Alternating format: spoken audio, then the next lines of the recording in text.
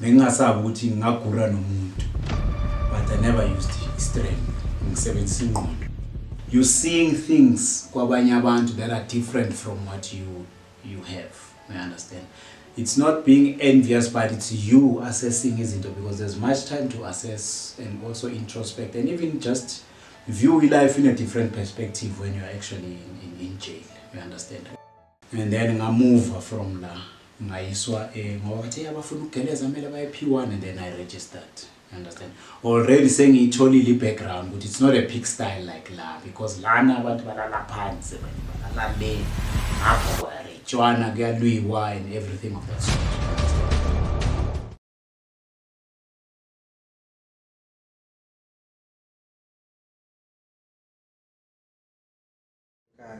Yeah, ngwele kase ema-outini fika ngithola impintshi zami zibuye around zinemali. You understand? And siyabhema by that time. Zolo bekune drugs bethi Mendrex. Sibhema Mendrex. And they might be mindful ukuthi age sibancane 16 to 17, you understand? Sibhema ama drugs Mendrex. Siyabhema zolo, siyaphuza abaphuzayo, but lezi zinto mina benganayo liking yazo, but bengizenza. You understand? But not ngepassion. But fast forward ke masloko schooler, uyazi nini so ufuna ukuthanda leyo or uthanda leyo, I understand. Yeah. But nevertheless, mangifika namhlanje laba si around. Awu mangifika namhlanje sidlala imali yabo le abayishayise namhlanje. Silala kwami phela sengikhona mina umuntu onendawo la kulala noma ubani khona. Siyangena bayalala ekseni. Sesemakhishini. Siyospina sofuna imali. So we understand ukuthi bekungana chain of thought right, bekungana introspection, bekungana thinking of ikusasa and everything of that sort. You understand? So into icabangayo ukuthi manje kwenzakalani. You understand? And noku please the surroundings. Obvious ama outayas ukuthi ayakashanga une black. Siqala phansi. But here is another thing. Mawusedanyana the stories abantu abazixoxayo. Na the way si classify na ngakhona siyigebengu. Kunaba ku low level. You understand? Kunokuthi ugazi mekwenza i-handbag smash. Handbag smash would be angazi nibizana. Lento yokushaya ama-faster wemoto uthatha ibag. Nibizana. And yes, but again nevertheless wenza leyo crime. Yabona? Phula window lemoto uthatha ibag. Ku level yakho. Uphula amadladla ku level yakho. Mangabe uhijack imoto ku level yakho. Mawenza ama house robbery ku level yakho. You understand? So back then bengakayenzi yo cash in transit heist. So lama level bekuyo bengwazi ukuthi umuntu phela mele agibelele le other le azayofika phezulu. You understand? So mangibuya le ngibuya sekunomqondo ukuthi lento esiyenzayo ngathi senza kancane. You understand? So ngilibele ngishana lezi party kunabantu enginokuphuma nabo siyobamba house arrest. Ngithi ngiloko ngiyakhula. House arrest is house robbery. So siye ku house robbery. Mabuya ku house robbery kunemoto, kunejewelry, kunemali, kuna yonke lento leyo othi mawuyoyenza house breaking and theft ozobuya nayo. But now it's in large quantities because uthatha neimoto ulayisha ngazo. You understand? So standard the stage siya advance ngaleyo ndlela. To a point yokuthi so se level inokuthi whether it's house breaking you do it depending on ukuthi ku situation enjani. Awuna mali ubona ngathi ungayophulwa i1 uhambe uyophulwa i1. House breakings nesi umuntu ugcina yenza i1. Uyakwazi uyenza nabanye abantu but esikhathini esiningi prefer ni1. You understand? And then kuba nendaba zokuhijack ke sesiya advance siya imoto. You understand? Now the first time when I got sentenced ngoba lecala leli bengitshela ngalo leli basibuyisela ama bail liyachithwa, it becomes a case that is withdrawn. You understand? When a case is withdrawn it means the evidence is actually insufficient. So when evidence is insufficient, there is no way we can go forth with the case. You understand? So what happens, it gets withdrawn and then you are almost like exonerated. Ngoba ngeke usaye court. You understand? Yes. And saying free, like totally free, because I don't have anything hanging on my shoulders. You understand? Yeah.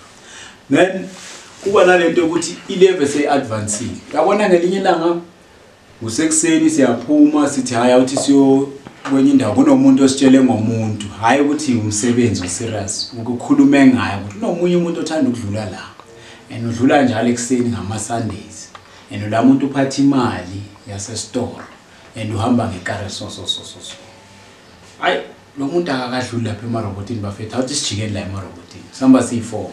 But it's no longer the same friends I was arrested with the first time I got arrested. It's actually other people. You understand? Saying hamba nabanye because the crime injalo, you graduate, you change friends, You understand? Yes. So Masiya lapha, it's a main road. Sifika sime roboti. We do anything esingafuna ukuyenza, whether we wanna smash and grab, yeah, the word I was looking for was that smash and grab. We wanna smash and grab, or we want to hijack, whatever it is that we want to do. Bega akekho phethe gun ngalelo langa lelo. But we are risking ukuthi we are going to take this car using smash and grab, meaning we'll smash it on the other side or smash it on the driver's side and pull the key off. And the money obvious basitshela ihlale sitini lasemuva la phansi naphezulu kwesiti kunemali. So ngalelo langa lelo nayi le Mazda le yaqhamuka this car. Mayivela kuthiwa and we like from a distance thina simela irobot likhona, but from a distance kunomuntu omile lapha yami ozoloka indicator ukuthi yabona, so makaphakamisa isandla uyasho ukuthi ha uye. So iza kanje sesiyazi ukuthi uye irobot nali siyalibona ukuthi hayi liyavala and noma lingavula lela lingamvalela and we can quickly rush to that robot because sesiyawazi lama robot operate kanjani. This one takes about 2 minutes and 15 seconds ukuthi livale before livule. That one takes it takes 2 minutes exactly. So we understand ukuthi sesiyawazi lama robot oyithi operate kanjani. Ngalela la ngamayima la omunye wathuzwa amashaya eqala. Ushanga kule window le passenger. Mina ngishaya ngapha ngaku drive. Pull the key off. Lo athi ngene ngishaya imoto. Uthatha isikhiya kimi. La ngigijima ngiyangale ku passenger. Lezo siphithiphithi. Umlungu sekamile la uqayekile. Nayi imali phezulu kwesiti. Enye nayi phansi kwi floor ye car remove. You understand? Shawa imoto siyi3 phakathi kwemoto. Phakathi ingam la ikho. Ingaphandle imile ngicela ihelp. Kanti lento mayenzeka la uma minutes esiwaqedile lapho makwenzeka lesiphithiphithi. Kunabantu who are actually, you understand, looking at this, even abanye abantu ngoba kunama firm ngapha, kune garage ngapha, this and that. Yazi siyele masiyale angithi yazi imoto zamaphoyisa zinjani nama security. There was this security company, Ichab. It was connected to radios wap. They are connected to SAPS. So when it was reporting with an hijacking Pretoria Main Road, this and that, and there was a car coming this way. And kule chase sesitholile yalama security ngapha emuva kwethu. Sesingene ku oncoming, sesidrayiva ku oncoming traffic. And the masses was so si collide nemoto yamaphoyisa. That's how idiotic it was. And then mass collide, mina ngisuka from a sitting where I'm seated. Ngiyoshaya windshield or windscreen if you like. Ngibuya ngizohloma ngekhanda la ngihleli khona esitting. You understand? Madala lo esimayijekile bekanegani ngaphakathi and behleli nje. You understand? So lo makaphuma driver uphuma uyagijima ngalo semuva uphuma uphethe ibag uyagijima. Mina ngisasedizi phela sikolide namaphoyisa. Amaphoyisa awaboni kunomuntu la ekareni abona laba balanga ngaphandle. Bagijimisa laba. Mangicala ngithi kanti vele nalabo eChap sebabonile hey phakathi la ngibaleka kulowo kunjalo. Angifuni ngibaleka kulowo kunjalo. Ngibaleke nala ngibalekela khona ngoba ngidiza kuthatha isikhathi. Yabona how that's how my first arrest yokuthi ngisentence came about. mangifika kule ndawo ngithi ngiyasifihla hayi sebala leya 2 yasinda ababoshwa mina ngiyaboshwa ngoshwele robbery with aggravating circumstances. I understand, even hijacking bayibiza kanjalo. So ngiyaboshwa ngiyahanjiswa police station, ngihlala something like 7 days at police station. Ngiye court, mangiye court kuthiwe no uzobuya uzokwenza i-identity parade khona la e-police station. I had to stay longer e-police station ngenze i-identity parade and ama case amaningi. You understand? So bayenza le identity parade ishapa kuna story. Hayi khona lapho ke ngihlala lawo mavike ngiwahlala la e-police station ngihlangana nengamla. Le ngamla le iboshelwe ukuthi iphule i-windshield yomngani wayo. You know these big guns when they are, you know, owing one another imali, and then this one wants to prove a point to that one, gets angry and then he smashes the windshield yemoto yomngani wakhe. Okay, fine, akunankinga ke sekaboshiwe sekala. So la mina yimi nginabantu la eselini, but yimi engiboshwele i-hijacking. Remember I said ama crimes amongst ama thieves, they are classified. So you would be arrested for a smash and grab, nomuntu housebreaking. Low housebreaking are too ngcono than when, because when I was into elula, you understand. So the hijackers are better than, because they are doing the risky thing, and niggas are 15 years upwards. The house robbers now, those are feared ngaleso sikhathi leso, you understand. So ngila eselini yimi ngiwane ngiboshwe hijack, kunomuntu ewane housebreaking, la abanye ama crime, petty crime nje oselokishini. So mawungena umlungu lapha ubani ozomreceive him, you understand. So I go and receive the guy. I am free to in nalaba bakwazi ukuthi bangambayizisa, ngihlala naye siyazana, ngize ngibone nefamily yakhe bamlethela izinto, organize nje ukuthi yonke into ibe right. Kungafiki kimi ukuthi ngingambayizisa ngimthathele izinto, you understand, with the way laba abanye benza ngakhona ngoba welcome abantu. Ngihlale nalo muntu azaye off, azayobhayila, angishiye nenumber yakhe, you understand. Okay, ngizokutshela istory sakhe maybe when we have time, you understand. So akunandaba ngihleli lapha yana e-police station, angina visit, nginocherry, siyazwana, ngiyamnika ijewelry, ngiyamnika izinto, ngiyambheja, ngenza yonke into, but akezi, you understand.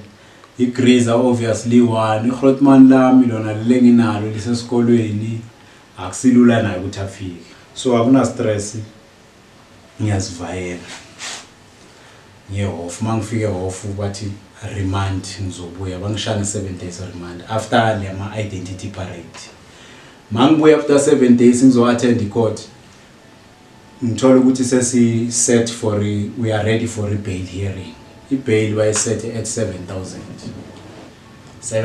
rand. Ngiyoyithatha mina 7,000 rand ngoba ngaphandle anginanenja nekada, anginanix at the time, you understand. So 7,000 rand, yazi lezi number zale ngamla zilahlekile ukuthi kanjani angi-understand, yena leya ngamla bekuwumuntu ongangikhipha HIV, you understand. Now it's fine, I go to Sun City, get to Sun City, sengihlala lapho ngine-bail 7,000. Ngiyatrayela. I didn't try long, I tried about 9 months. Then I was convicted and sentenced. Then they gave me 15 years. This is my first sentence. Manginikeza 15 years. Kule 15 years ngiyahlala, I make my own vows, angeke ngisaganga, ngithi uyazi mawuzukushisa yabo, you want to be ube Msibi. Ngiyahlala ke angeke ngisaganga this and that ngaphandle. I want to cope kahle nami njengabanye abantu. What I do mangingena ku 15 years ngoba ngingena endaweni estrange engingayazi, you understand. Mawufika ke e-reception yasejele mabakureceive, uzofika uhlale nalapha yana e-KG, but the setup is different than we are waiting trial, yabo. So now you would be in this cage and then you'd sit there and then you are alone. Plus I arrived early, around, I think it was around 12 or 11 gonna lab. Now you have to wait. There are people who arrive at 4 p.m. and you're still waiting for those people to come, so that when they administer everyone, they are done with all of you and then you go in. You understand? Then that's what happened ke sangena ngaxoxa nenye RMTV ngihlangene naye khona lapho kulelo cage yaseSoweto yaqala ukuboshwa bayinikeze the same sentence njengami. You understand? Okay, he did rape. That was the only distinguishing factor. And now we go in. So siya escort, we go into this cell. Askakayi la uzohlala khona. You just go into a section where they receive you. Then you go into this cell. Yonke le ndawo mawuthi uyayibheka green ngaleso sikhathi. Uniform green. And la kunama adults, mostly ama adults. And ukhumbule, years have gone by. I'm no longer part and parcel ye juvenile. You understand? Yes. But again, mina court bengireduce age kancane. You understand? So I stayed lapho Sun City P3 angithi nama project ayingaki. It says P1, P2, P3, P4. Yabona P4 awaiting trial, P3 yama adults, house ama adults are sentenced. And then P2 yabo mama. You understand? And then P1 they house abantu who are schooling and those who are juveniles at the time. You understand? So mina ngihleli la ku project 3. Kancane nyana, I think about a week or so or 2. And then I move from la ngayiswa ngoba bathi abafuna ukugeleza kumele baye P1 and then I registered. You understand? Already saying itholile background, but it's not a pig style like la, because lana abantu balala phansi balala le ngapha kwarejwana kuyalwiwa and everything of that sort. You understand? So ngiyathathwa ke ngiswa kule P1 angiyaza ngazi umuntu. Ngiphethe box, ayazi box lama apple. Petty box. Kune brula sejele 1 ne pijama la sejele lama stripes. Understand? Ngathi ibrula separakwana lama stripes eli1 na lokho engigqokile neskipe esimhlophe nensiphe e1 ne roll on a1 never slam zilethwe igriza lami. The first man sentence kulesine igriza lami leza Saturday ngilethela lezi. You understand? Hayi sharp akuna stress sengise P1 ngifike ngihlale khona. So I pushed Leo sentence lapho for a few years. I think it was about 5 years that I stayed there. Before now I was drafted to Elendoza Eliokop. So P1 beku right. Nama difficulties. Ama difficulties ejela hlala khona, but it's much better than le. Here is the thing that distinguishes the two projects, P3 and P1. The P1 are single cells. They only allow people to stay either 1 or 2 in a cell. You understand? So the totals in one section, say D section, would be 98, 100, depending on how crowded it is. Sometimes it would go to 70, 68. You understand? And then the hygiene is better than ngale ngoba uhlala kwiseli yakho unomuntu ohlala naye, you communicate on how we're going to keep the place clean and stuff. And lapana is compulsory for one to wash their clothes and iron because you are treated as a minor. So if you want to map my difficulties of facing now. Okay, difficulties number 1 would be the officials and the treatment that you get from them. There is more of a harsher punishment. Even not the punishment per se, but the treatment coming from the officials, some prison guards. They treat you like someone who is punished, as opposed to them treating you like a client, because it has to be that relationship, a client and a server relationship. But that policy by implement instead by implementing hooliganism, because they just want to show you what you are here, you are punished and you have no rights, you have nothing. You understand? One of the difficulties, actually most prominent for me. And then narama difficulties wama out ukuthi bayalwa kakhulu bayakwazana. And then there will be lock up because of the officials trying to, you know, tame that situation, what you know, labantu laba bangahlangani because bayalo. Then they'll operate kanjani bavule this floor ephezulu, and it's only passages like corridors ngapha nangapha. The only you can go from this side to there's nothing you can't go down the stairs because kune butler a key that doesn't allow you to actually go, and you can't go to a courtyard because the courtyard is on the ground floor. You understand? So my difficulties also I experience it's between ama inmates inmates, especially the ones that are gang members. They like to, you know, infiltrate, or should I say, they like to inflict pain. You understand? Yes. But nevertheless, amanye difficulties, it's when you don't have a visit, and then you have to figure out how to do your things. Like Mina, for instance, I had to wait. Then I'm not going to my number while with diaring and when someone had to move to they actually mean they came to visit them. Why was on visitor? He created a visit, but she couldn't give much. We understand I'm also Puma when again don't a family background a sharp. We are Puma Magabu and a toilet rubu and a plastic and I yonki to a funai. When I'm away visit, we are a toothpaste, we are a pay one. Mhlambe ne Vaseline roll on. That's what Kukoko can afford. We understand. So those are some of the dynamics as which will be difficult for one, because you're seeing things that are different from what you have. I understand. It's not being envious, but it's you assessing, isn't it? Because there's much time to assess and also introspect and even just view life in a different perspective when you're actually in jail. You understand why you look at omunye umuntu okwazi ukuthola lezi zinto, and then umbheke the way as utilize ngakhona. Omunye becomes nje reckless. You understand? Uyathengisa abhema ukwayenze naphisane ngazo. Now seyifuna wena ke ne mental strength yakho ukuthi ube mindful. Mina ngayenzana ngathi mangithola ivisit ku Morris ngathola icarton yokwaye.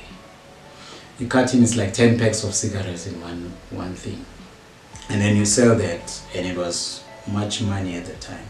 When I saw that, ngahamba ngayo komunye ofakelwa iphoyisa insango, ngayo stoka kuyinsango iplastic anyana. I understand, ngastoka namagwanyana ethu. Ngaqala lapho ukuthengisa insango. Then I sold ngabhaluna, and sengikwazi ukuthi mina lo khata lo delivera lo yamuntu nama kwazi ukungideliver.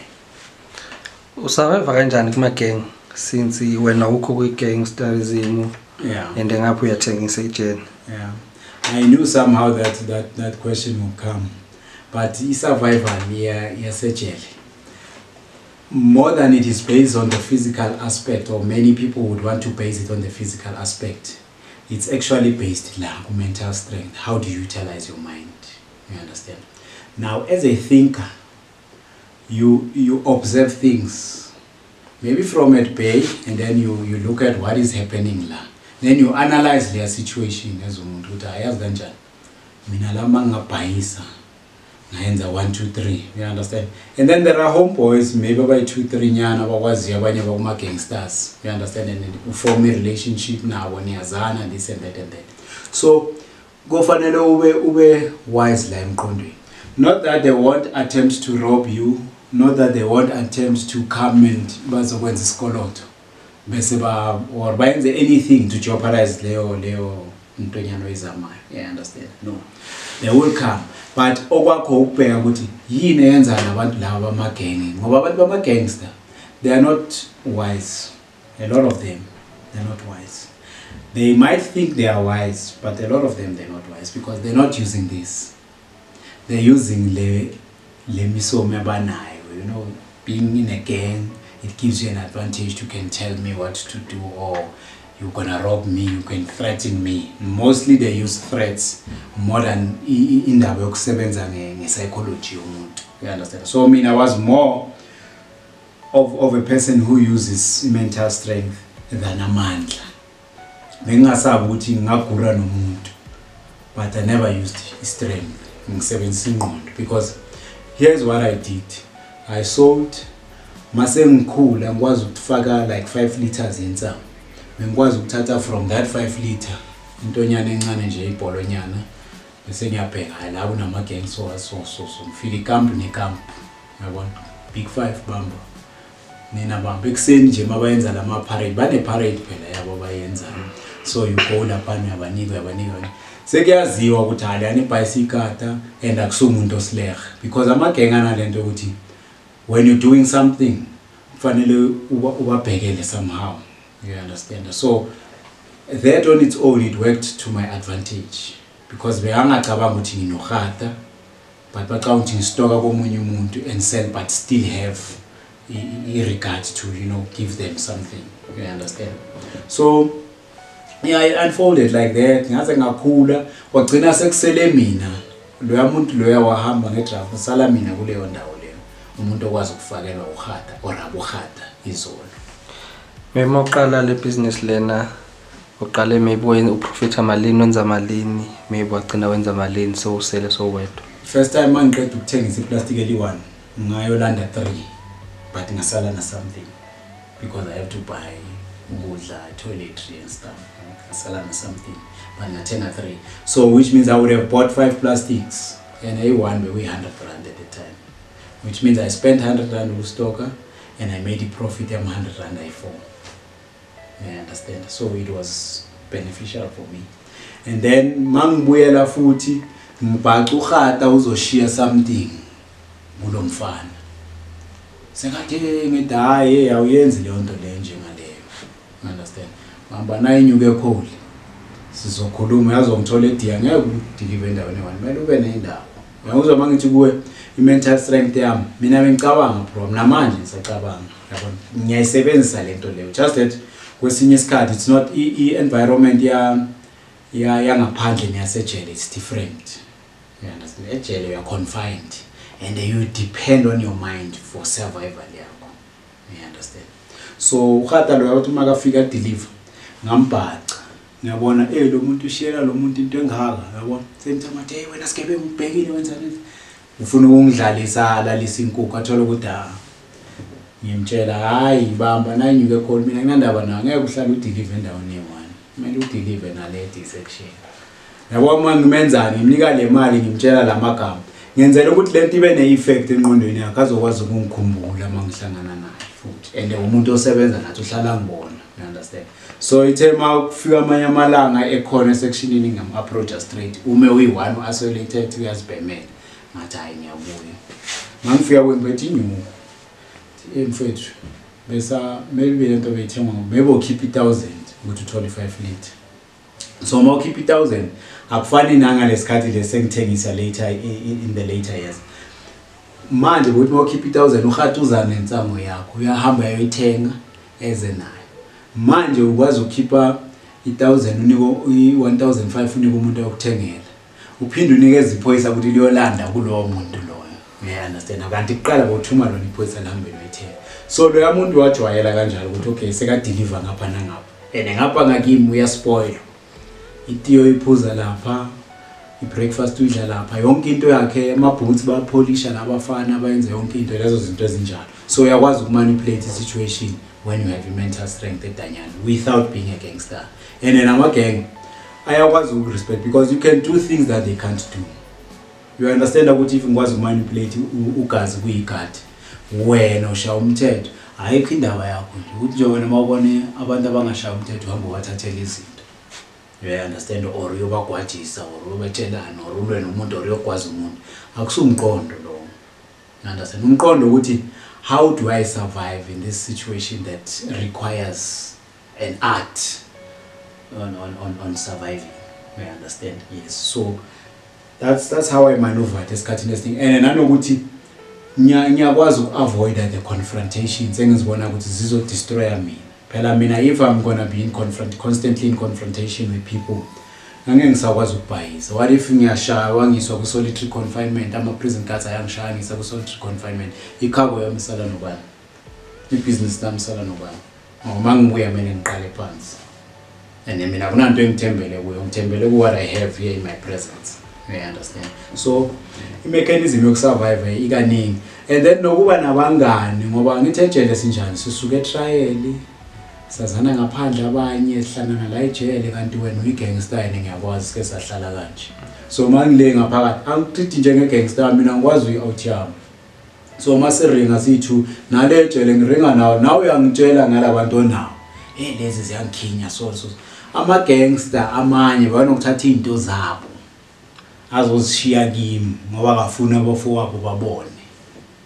We understand the level yama gangster njani bayagwajisana bona within that spectrum se gangsterism. Now you wouldn't want to be associated with such mediocrity, because if ngizoba nama limits and then I'm saying I'm a member of a gang but I have limits, which means I have somebody ruling over me. It's difficult for me now to say I want a job because ngisaba le hanto yokuba nomuntu ozongitshela ukuthi 1 2 3. That's why I choose a business, ukuthi at least ngisucceed ngapha kwi business, because I don't want to be told what to do. So gangsterism was something out for me. You understand? Should lama levels wabo nabayabenza ukuthi ba betrayane bona. Yeah, ama levels abenza. Ukhumbule in gangsterism kunabantu nje. Ebantwini nje nabo sisi bakhona ama-cherry wama-gang, and then kunabantu abangamasotsha makuqubuka impi kuthenjelwe kulabantu, kunabantu abangama-general abarana amaso, kunabantu, and then kunabantu abayibhoko ghost. Umuntu akutshele yena mhlawumbe i-general akutshele ukuthi hayi indoda enkulu ithi engekho, a figurative somebody. You understand? So you would want to be ruled by something that doesn't actually exist. There is a special book, but you can't see the special book. There is a set of principles, but they can only be uttered. There's no way there's codes for certain words they use, but you can't really see the manual for the codes. There's uniform, yet you cannot see the uniform physically. It has to be like something that you assume. You actually assume that you understand that. So whatever things they ask you, you have to tell them what you are wearing and what's your level. You understand? So there's just a lot of crap, a delusional perspective with gangsterism, and everyone accepts that delusion and they go forth with it. That is another thing as is a moment on a mental strength, because you think things through, and then you say, but this thing is a delusion, and then he has causes. Why would I want to, lie to myself when in actual fact I could engage in something that has substance? You understand? Like studying, like going to church, like reading, or doing your acting and other sports activities. You understand? Which are there, by the way. Whether they benefit you for the outside world, it doesn't matter, but they give you this mental strength. So now uthola i-transfer we are mover. So usurvive kanjani since ngale uthengisa and uyoqala enye impilo ngale? Okay. Ngapha izolo ngiyashiya ngihamba nje nento encane engikwazi ukuyifihla la ngifihla khona. Uyabona? Yes. So ngiyashiya nalomuntu bengiphila naye nama homeboy nyana ayibafethi lokho khona. Vela ngithi mawuhamba uyazi ukuthi hayi ngihamba nini, because sometimes they tell you on time, especially a P1 watcher. Next week we need draft, and then you are on that draft. So it's on a Tuesday. Say they're telling you this on a Wednesday this week, and then they're telling you 7 days later you'll be leaving. So that's what happened with me. So I could prepare for that trip or that journey or their draft. You understand? Now I left things of my choice. Understand? Ngathatha lokho ngithatha ngoba sekunezinto eziningi wena kwayi gedlela radio lezi zinto lezi bengangikwazi ukuzi-afford if I didn't sell. You understand? Lezi ezidingakayo when ukulento ubandile. You understand? But I managed ukuthi ngi-accumulate yonke le yanto leyana, some of them in twos, ngoba bengikwazi ukuthi wena ngoba kuthengele i9 entsha mawuza nayo kimi funa ama-box ayi5 we-25 rand ngiyakunika ngiyakutshela le ayini le mfethu uzoyikhipha nge-30 rand uma ungayikhiphi ngiyayithengisa hayi ngcono ungayi-5 tiger sengine-ayini uyayi-understanda so ma ngikhuluma nge-mental strength ngikhuluma ngento ezinjalo where you are able to know how to survive. Now when I left i-project 1 ngibuyela futhi e-P3 before ngizoyela iyogogo manje e-P3 sengijwayele le mpilo leyana single cell mangifika e-P3 kune-student cell but angihlali kusokukala ngihlala kwelinye cell until I find out ukuthi kune-student cell nalabantu be-student cell abanye babuya ngapha e-P1 in fact ne-sanity nyana ikhona engqondweni nale way bahlala ngakhona nje student cell, you understand. So ngimove from that cell ngiya ku-student cell ngifike ngihlala nabo then e-challenge kuhlala kunama uprising ungawa-understand ukuthi awani all of a sudden they want to renovate that section, they want to disrupt yonke leya setup, you understand. So bayihlakaza ke leya student cell section yonke. Now they taking people from one big section into other sections bayofila ngaba ama spaces. Fortunate enough masiphuma lapho singayi la bathe siye khona sikhuphuke sekuma single cells ngihamba nomunye umfana waseSoweto athi hayi sikaya kwa Harekwa and siphume student cells i2 hayi kunomunye uha masingafika samgaya into engaka uzosihlalisa endaweni esosuso ngiya ku solitary confinement and solitary confinement engiya kuyile abantu abaphanishiwe nganama window eneimbongo nje kuphela for you to breathe, you understand, because lena ama window is already occupied ngabantu abathi bona they are studying for a degree ngabantu abamaphoyisa ama teacher who don't actually stay with your normal you and me. I suppose even ama nurse because mhlawumbe wakutsipha esibhedlela eBhara so nekwane yeah, understand. So bazomseparate babafake kulama single cell yabona. So we go there but the part le basifaka kuyo ile abantu laba abapunishiwe but because smoke was too much at City we had to pay that guard 300 and we still owed him 200 so that we are accommodated there not to go to a section. So I stayed there. I think I lasted there 7 months.